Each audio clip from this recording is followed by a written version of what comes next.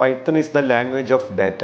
അതായത് പൈത്തൺ നമുക്ക് ഡാറ്റ സയൻസിൽ ഡാറ്റ അനലിറ്റിക്സിന് എങ്ങനെ ഉപകാരപ്പെടുമെന്ന് നോക്കാം. നമുക്കതിന് എൻ്റെ ചെറിയൊരു ലിസ്റ്റ് ഓഫ് ഡാറ്റയുണ്ട്. ആ ഡാറ്റ സ്റ്റാറ്റിക്സ് ഉപയോഗിച്ചിട്ട് നമുക്ക് ആ ഡാറ്റയുടെ മീൻ, മീഡിയൻ, മോഡ് അല്ലെ, നമ്മൾ സ്റ്റാറ്റിക്സിനകത്ത് ഏറ്റവും കൂടുതൽ യൂസ് ചെയ്യുന്നതാണ്.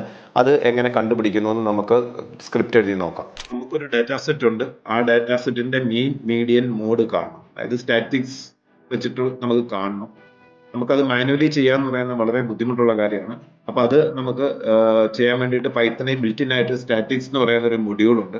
അപ്പോൾ ആ മൊഡ്യൂള് നമ്മൾ ഇമ്പോർട്ട് ചെയ്യുന്നു. ഇവിടെ ഒരു അലിയാസ് നെയിം കൊടുത്തിട്ട് എളുപ്പത്തിന് അത് സ്റ്റാക്സ് എന്ന് പറയുന്ന ഒരു ഇതിലേക്ക് ചെയ്യുന്നു. നമ്മുടെ ഡാറ്റാ സെറ്റ് ഡാറ്റ എന്ന് പറയുന്ന വേരിയബിളിൽ ഒരു ലിസ്റ്റ് ആണ്. അതിനകത്ത് 5 വാല്യൂസേ ഉള്ളൂ. അപ്പോൾ അതിന്റെ ഈ സ്റ്റാറ്റിക്സ് എന്ന് പറയുന്ന മൊഡ്യൂളിലെ മീൻ എന്ന് പറയുന്ന ഫംഗ്ഷൻ ഉപയോഗിച്ചും മീഡിയൻ എന്ന് പറയുന്ന ഫംഗ്ഷൻ ഉപയോഗിച്ചും മോഡ് എന്ന് പറയുന്ന ഫംഗ്ഷൻ ഉപയോഗിച്ചും നമുക്ക് മീൻ, മീഡിയൻ ആൻഡ് മോഡ് നമുക്ക് കാണാം. അപ്പൊ നമുക്ക് ഒന്ന് റൺ ചെയ്ത് നോക്കാം.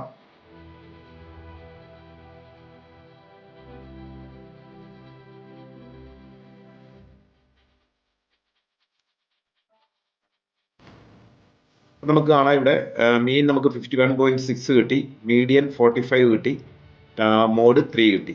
അതായത് മീൻ എന്ന് പറഞ്ഞാൽ അറിയാം ഡാറ്റയുടെ ആവറേജ് ആണ് അല്ലെ. അപ്പൊ അത് നമുക്ക് ആവറേജ് എടുക്കുമ്പോൾ നമുക്ക് 51.6 ആണ്.